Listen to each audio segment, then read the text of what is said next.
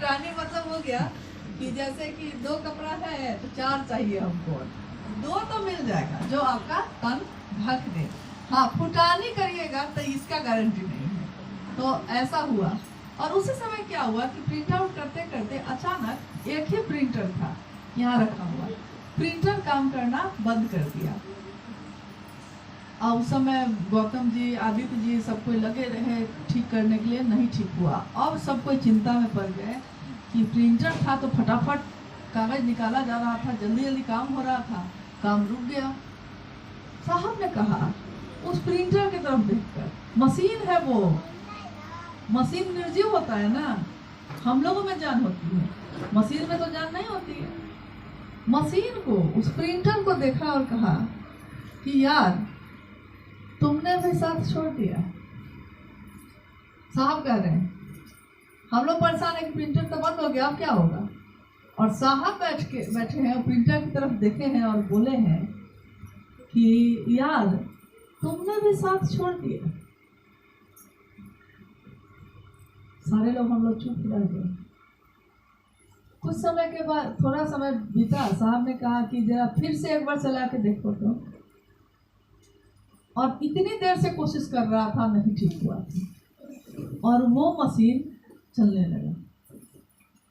हम लोग को आज तक ये बात समझ में नहीं आती है कि एक मशीन, हाँ साल भर अब चलिए रहा है, अभी तक दोबारा बना नहीं। मशीन पे, निर्जीव चीज पे उनकी बात का इतना असर है कि जो उन्होंने कहा उसको तुरंत समझ में आ गया। हम लोग सजीव है ना, हम लोग इंसान है ना, हम लोग को विवेक है, सबसे सुंदर रचना है हम लोग महादेव की, पशु नहीं है हम लोग। हम लोग के मन पे ठीक वही बात जो उन्होंने कही है, बस वही बात, उसके अलावा न उससे ज्यादा न उससे कम, उतनी ही बात का असर क्यों नहीं हुआ? क्योंकि हम लोगों ने उनसे कभी जुड़ाव वैसा नहीं रखा। जिस दिन आपका मन जुड़ जाएगा उनसे, आपके मन पे, अभी मैंने कहा ना कि जो रंग चढ़ेगा शिवशिष्टा का, फिर उस पे दुनिया की किसी चीज का रंग नहीं चढ़ेगा। एक बार अपने मन को शांत करके जहां भी आप रहिए, इनको याद करिए, इनसे मदद मांगिए, महादेव के काम के लिए साहब मदद करिए। कहाँ ढूंढूं तुझको, कहाँ जाऊं मैं, मतलब तुझको ढूंढने जाता हूँ, तुमको खोजने जाता हूँ, लेकिन कहाँ जाऊं, खुद में ही पा लेता हूँ, खुद में ही आपका दर्शन कर लेते हैं, आपको पा जाते हैं। बेचैनी होती है और मन खुद ही शांत हो जाता है। कौन करता है मन को शांत? क्योंकि बेचैनी तो दूर कोई और कर नहीं पाता है, लेकिन खुद ही मन शांत हो जाता है।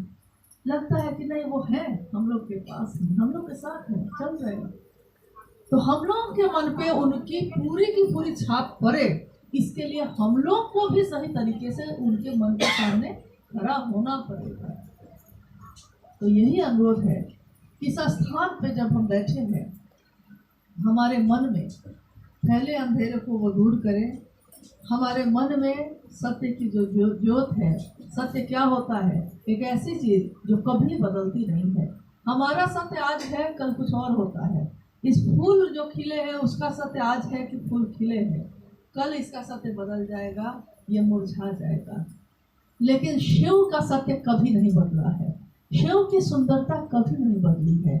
शिव जो सत्य है, शिव जो सुंदर है, वो शिव, उसका रंग हम सबके मन पे चढ़ जाए। हम अमीर हो या गरीब हो, हमारे अपने अपने कर्मफल हैं, लेकिन फकीरी में भी अमीरी का मिजाज लाए हैं। कुछ नहीं है धरती पे हम लोग के पास, लेकिन महादेव है। एक फिल्म का डायलॉग है, एक भाई कहता है दूसरे भाई से, मेरे पास बंगला है, गाड़ी है हाँ, क्या है, कार है, पैसा है, मेरे पास ये है, मेरे पास वो है। जॉन फिल्म का है हाँ, तुम्हारे पास क्या है? तो दूसरा भाई कहता है, मेरे पास माँ है बस। हाँ, तो पूरा हॉल में ताली बजने लगता है, वाह क्या बोला। नहीं बोला, नहीं समझा कि मेरे पास क्या है। दौलत तो उतनी ही चाहिए ना आपको जितना में भोजन चल जाए, उससे ऊपर जो भी है वो तो एक्स्ट्रा ही है।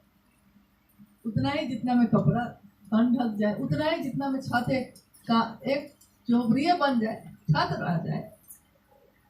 और जीवन तो कितना 60-70 साल 80 साल का जीवन है ये।